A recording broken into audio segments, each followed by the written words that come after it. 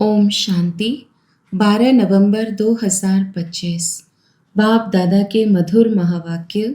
मीठे बच्चे, तुम ड्रामा के खेल को जानते हो, इसीलिए शुक्रिया मानने की भी बात नहीं है। प्रश्न: सर्विसेबल बच्चों में कौन सी आदत बिल्कुल नहीं होनी चाहिए? उत्तर: मांगने की।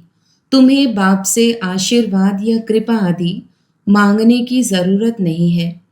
तुम किसी से पैसा भी नहीं मांग सकते। मांगने से मरना भला। तुम जानते हो, ड्रामा अनुसार कल्प पहले जिन्होंने बीज बोया होगा वह बोएंगे। जिनको अपना भविष्य उच्च पद बनाना होगा वह जरूर सहयोगी बनेंगे। तुम्हारा काम है सर्विस करना। तुम किसी से कुछ मांग नहीं सकते। भक्ति में मांगना होता, ज्ञान में नहीं। गीत। मुझको सहारा देने वाले। ओम शांति। यह बच्चों के अंदर से शुक्रिया अक्षर बाप टीचर गुरु के लिए नहीं निकल सकता, क्योंकि बच्चे जानते हैं यह खेल बना हुआ है। शुक्रिया आदि की बात नहीं है। यह भी बच्चे जानते हैं ड्रामा अनुसार। ड्रामा अक्षर भी तुम बच्चों की बुद्धि में आता है। खेल अक्षर कहने से ही सारा खेल तुम्हारी बुद्धि में आ जाता है। गोया स्वदर्शन चक्रधारी तुम आपे ही बन जाते हो। तीनों लोग भी तुम्हारी बुद्धि में आ जाते हैं। मूल वतन, सूक्ष्म वतन, स्थूल वतन। यह भी जानते हो अब खेल पूरा होता है। बाप आकर तुमको त्रिकालदर्शी बनाते हैं। तीनों कालों, तीनों लोकों, आदि मध्य अंत का राज समझाते हैं। काल समय को कहा जाता है। यह सब बातें नोट करने बिगर याद नहीं रह सकती। तुम बच्चे तो बहुत पॉइंट्स भूल जाते हो। ड्रामा के ड्यूरेशन को भी तुम जानते हो। तुम त्रिनेत्री त्रिकालदर्शी बनते हो। ज्ञान का तीसरा नेत्र मिल जाता है। सबसे बड़ी बात है कि तुम आस्तिक बन जाते हो, नहीं तो निधन के थे। यह ज्ञान तुम बच्चों को मिल रहा है। स्टूडेंट की बुद्धि में सदैव नॉलेज मंथन होती है। यह भी नॉलेज है ना। ऊंचते ऊंच बाप ही नॉलेज देते हैं ड्रामा अनुसार। ड्रामा अक्षर भी तुम्हारे मुख से निकल सकता है। सो भी जो बच्चे सर्विस में तत्पर रहते हैं। अभी तुम जानते हो हम आर्फन थे, अब बेहद का बाप धनी मिला है तो धड़ के बने हैं। पहले तुम बेहद के आर्फन थे। बेहद का बाप बेहद का सुख देने वाला है, और कोई बाप नहीं जो ऐसा सुख देता हो। नई दुनिया और पुरानी दुनिया, यह सब तुम बच्चों की बुद्धि में है, परंतु औरों को भी यथार्थ रीति समझाएं, इस ईश्वरीय धंधे में लग जाएं। हर एक के सरकमस्टांस अपने अपने होते हैं। समझा भी वह सकेंगे जो याद की यात्रा में होंगे। याद से बल मिलता है ना। बाप है ही जौहरदार तलवार। तुम बच्चों को जौहर भरना है। योग बल से विश्व की बादशाही पाते हो। योग से बल मिलता है, ज्ञान से नहीं। बच्चों को समझाया है नॉलेज सोर्स ऑफ इनकम है। योग को बल कहा जाता है। रात दिन का फर्क है। अब योग अच्छा या ज्ञान अच्छा, योग ही नामी ग्रामी है। योग अर्थात बाप की याद। बाप कहते हैं इस याद से ही तुम्हारे पाप कट जाएंगे। इस पर ही बाप जोर देते हैं। ज्ञान तो सहज है। भगवान उवाच, मैं तुमको सहज ज्ञान सुनाता हूँ। 84 के चक्र का ज्ञान सुनाता हूँ। उसमें सब आ जाता है। हिस्ट्री ज्योग्राफी है ना। ज्ञान और योग दोनों है सेकंड का काम। बस हम आत्मा है, हमको बाप को याद करना है। इसमें मेहनत है। याद की यात्रा में रहने से शरीर की जैसे विस्मृति होती जाती। घंटा भर भी ऐसे अशरीरी होकर बैठो तो कितने पावन हो जाए। मनुष्य रात को कोई 6, कोई 8 घंटा नींद करते हैं तो अशरीरी हो जाते हैं ना। उस समय में कोई विकर्म नहीं होता है। आत्मा थक कर सो जाती है। ऐसे भी नहीं कोई पाप विनाश होते हैं, नहीं। वह है नींद। विकर्म कोई होता नहीं है। नींद ना करे तो पाप ही करते रहेंगे। तो नींद भी एक बचाव है। सारा दिन सर्विस कर। आत्मा कहती है मैं अब सोता हूँ, अशरीरी बन जाता हूँ। तुमको शरीर होते अशरीरी बनना है। हम आत्मा इस शरीर से न्यारी शांत स्वरूप है। आत्मा की महिमा कभी नहीं सुनी होगी। आत्मा सतचित आनंद स्वरूप है। परमात्मा की महिमा गाते हैं कि सत्य है, चैतन्य है, सुख शांति का सागर है। अब तुमको फिर कहेंगे मास्टर, बच्चे को मास्टर भी कहते हैं। तो बाप युक्तियां भी बतलाते रहते हैं। ऐसे भी नहीं सारा दिन नींद करनी है, नहीं, तुमको तो याद में रहे पापों का विनाश करना है। जितना हो सके बाप को याद करना है। ऐसे भी नहीं बाप हमारे ऊपर रहम व कृपा करते हैं, नहीं, यह उनका गायन है। रहम दिल बादशाह, यह भी उनका पार्ट है। तमो प्रधान से सतो प्रधान बनाना। भक्त लोग महिमा गाते हैं, तुम्हें सिर्फ महिमा नहीं गानी है। यह गीत आदि भी दिन प्रतिदिन बंद होते जाते हैं। स्कूल में कभी गीत होते हैं क्या? बच्चे शांति में बैठे रहते हैं। टीचर आता है तो उठकर खड़े होते हैं, फिर बैठते हैं। यह बाप कहते हैं मुझे तो पार्ट मिला हुआ है पढ़ाने का, सो तो पढ़ाना ही है। तुम बच्चों को उठने की दरकार नहीं, आत्मा को बैठ सुनना है। तुम्हारी बात ही सारी दुनिया से न्यारी है। बच्चों को कहेंगे क्या तुम उठो? नहीं, वह तो भक्ति मार्ग में करते, यहाँ नहीं। बाप तो खुद उठकर नमस्ते करते हैं। स्कूल में अगर बच्चे देरी से आते हैं तो टीचर या तो रूल लगाएंगे या बाहर में खड़ा कर देंगे। इसीलिए डर रहता है टाइम पर पहुंचने का। यहाँ तो डर की बात नहीं। बाप समझाते रहते हैं, मुरलियाँ मिलती रहती हैं, वह रेगुलर पढ़नी है। मुरली पढ़ो तो तुम्हारी प्रेजेंट मार्क पड़े, नहीं तो अपसेंट पड़ जाएगी। क्योंकि बाप कहते हैं तुमको गुह्य गुह्य बातें सुनाता हूँ। तुम अगर मुरली मिस करेंगे तो वह पॉइंट्स मिस हो जाएगी। यह है नई बातें जो दुनिया में कोई नहीं जानते। तुम्हारे चित्र देखकर ही चकित हो जाते हैं। कोई शास्त्रों में भी नहीं है। भगवान ने चित्र बनाए थे। तुम्हारी यह चित्रशाला है नई। ब्राह्मण कुल के जो देवता बनने वाले होंगे उनकी बुद्धि में ही बैठेगा।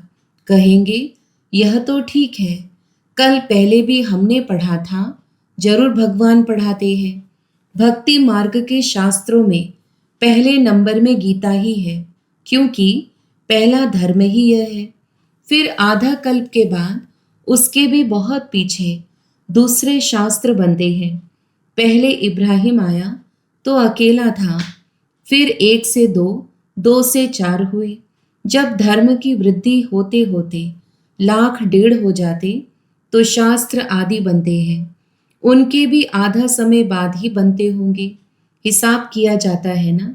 बच्चों को तो बहुत खुशी होनी चाहिए, बाप से हमको वर्षा मिलता है। तुम जानते हो बाप हमको सारा ज्ञान सृष्टि चक्र का समझाते हैं। ये है बेहद की हिस्ट्री ज्योग्राफी। सबको बोलो, यहाँ वर्ल्ड की हिस्ट्री ज्योग्राफी समझाई जाती है जो और कोई सिखला ना सके। भल वर्ल्ड का नक्शा निकालते हैं, परंतु उसमें यह कहाँ दिखलाते कि लक्ष्मी नारायण का राज्य कब था, कितना समय चला। वर्ल्ड तो एक ही है। भारत में ही राज्य करके गए हैं, अब नहीं है। यह बातें किसकी भी बुद्धि में नहीं है। वह तो कल्प की आयु ही लंबी लाखों वर्ष कह देते। तुम मीठे मीठे बच्चों को कोई जास्ती तकलीफ नहीं देते।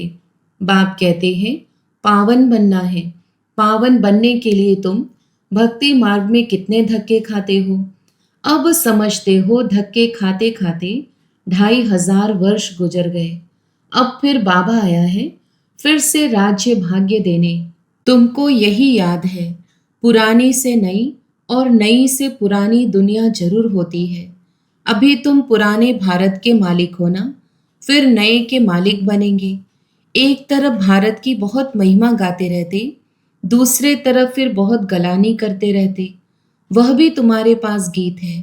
तुम समझाते हो अब क्या क्या हो रहा है। यह दोनों गीत भी सुनाने चाहिए। तुम बता सकते हो कहाँ राम राज्य, कहाँ यह। बाप है गरीब निवास, गरीबों की ही बच्चियां मिलेंगी। साहूकारों को तो अपना नशा रहता है। कल पहले जो आए होंगे वही आएंगे। फिक्रात की कोई बात नहीं। शिव बाबा को कभी कोई फिक्रात नहीं होती, दादा को होगी। इनको अपना भी फिक्र है। हमको नंबर 1 पावन बनना है। इसमें है गुप्त पुरुषार्थ। चार्ट रखने से समझ में आता है इनका पुरुषार्थ जास्ती है। बाप हमेशा समझाते रहते हैं, डायरी रखो। बहुत बच्चे लिखते भी हैं, चार्ट लिखने से सुधार बहुत हुआ है। यह युक्ति बहुत अच्छी है, तो सबको करना चाहिए। डायरी रखने से तुमको बहुत फायदा होगा। डायरी रखना माना बाप को याद करना, उसमें बाप की याद लिखनी है। डायरी भी मददगार बनेगी, पुरुषार्थ होगा। डायरियाँ कितनी लाखों करोड़ों बनती है नोट आदि करने के लिए। सबसे मुख्य बात तो यह है नोट करने की। यह कभी भूलना नहीं चाहिए। उसी समय डायरी में लिखना चाहिए। रात को हिसाब किताब लिखना चाहिए। फिर मालूम पड़ेगा यह तो हमको घाटा पड़ रहा है, क्योंकि जन्म जन्मांतर के विकर्म भस्म करने हैं। बाप रास्ता बताते हैं, अपने ऊपर रहम व कृपा करनी है। टीचर तो पढ़ाते हैं, आशीर्वाद तो नहीं करेंगे। आशीर्वाद कृपा रहम आदि मांगने से मरना भला। कोई से पैसा भी नहीं मांगना चाहिए। बच्चों को सख्त मना है।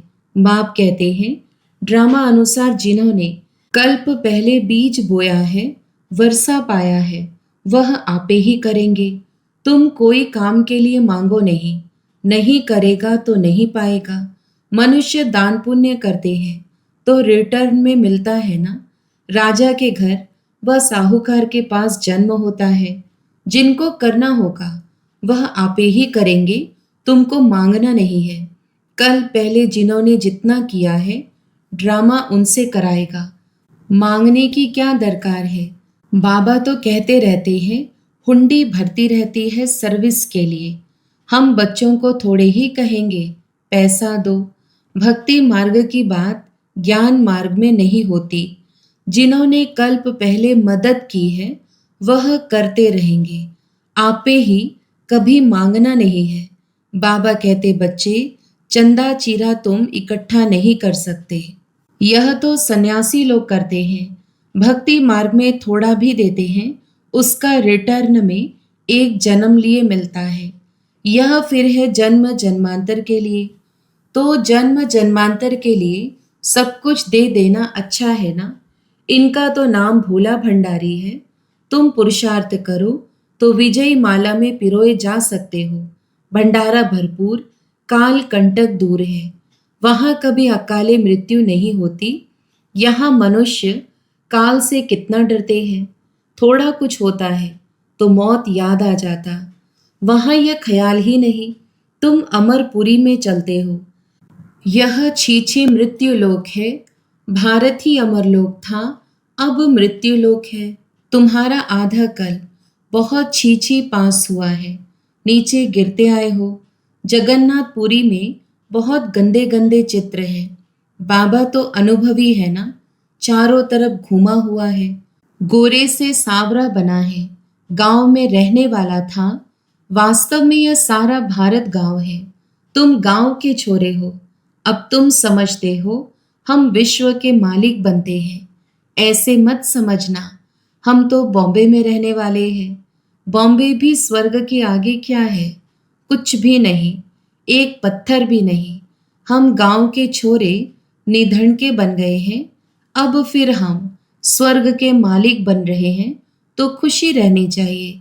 नाम ही है स्वर्ग। कितने हीरे जवाहरात महलों में लगे रहते हैं। सोमनाथ का मंदिर ही कितना हीरे जवाहरातों से भरा हुआ था। पहले पहले शिव का मंदिर ही बनाते हैं। कितना साहूकार था। अभी तो भारत गांव है। सतयुग में बहुत मालामाल था। यह बातें दुनिया में तुम्हारे सिवाय कोई भी नहीं जानते। तुम कहेंगे कल हम बादशाह थे, आज फकीर हैं, फिर विश्व के मालिक बनते हैं। तुम बच्चों को अपने भाग्य पर शुक्रिया मानना चाहिए। हम पद्मा पदम भाग्यशाली हैं। अच्छा, मीठे मीठे सिकिलधे बच्चों प्रति माता पिता बाप दादा का याद प्यार और गुड मॉर्निंग। रूहानी बाप की रूहानी बच्चों को नमस्ते। हम रूहानी बच्चों की भी रूहानी माता पिता बाप दादा को याद प्यार, गुड मॉर्निंग और नमस्ते। धारणा के लिए मुख्य सार। पहला, विकर्मों से बचने के लिए इस शरीर में रहते अशरीरी बनने का पुरुषार्थ करना है। याद की यात्रा ऐसी हो जो शरीर की विस्मृति होती जाए। दूसरा, ज्ञान का मंथन कर आस्तिक बनना है। मुरली कभी भी मिस नहीं करनी है। अपनी उन्नति के लिए डायरी में याद का चार्ट नोट करना है। वरदान, रूहानी शक्ति को हर कर्म में यूज करने वाले युक्ति युक्त जीवन मुक्त भव। विस्तार, इस ब्राह्मण जीवन की विशेषता है ही रूहानियत। रूहानियत की शक्ति से ही स्वयं को व सर्व को परिवर्तन कर सकते हो। इस शक्ति से अनेक प्रकार के जिस्मानी बंधनों से मुक्ति मिलती है, लेकिन युक्ति युक्त बन हर कर्म में लूज होने के बजाय रूहानी शक्ति को यूज करो। मनसा वाचा और कर्मणा तीनों में साथ साथ रूहानियत की शक्ति का अनुभव हो। जो तीनों में युक्ति युक्त है वो ही जीवन मुक्त है। स्लोगन, सत्यता की विशेषता द्वारा खुशी और शक्ति की अनुभूति करते चलो। अव्यक्त इशारे, अशरीरी व विदेही स्थिति का अभ्यास बढ़ाओ। जो भी परिस्थितियां आ रही हैं और आने वाली हैं, उसमें विदेही स्थिति का अभ्यास बहुत चाहिए। इसीलिए और सभी बातों को छोड़ यह तो नहीं होगा, यह तो नहीं होगा, क्या होगा, इस क्वेश्चंस को छोड़ दो। अभी विदेही स्थिति का अभ्यास बढ़ाओ। विदेही बच्चों को कोई भी परिस्थिति व कोई भी हलचल प्रभाव नहीं डाल सकती। अच्छा, ओम शांति।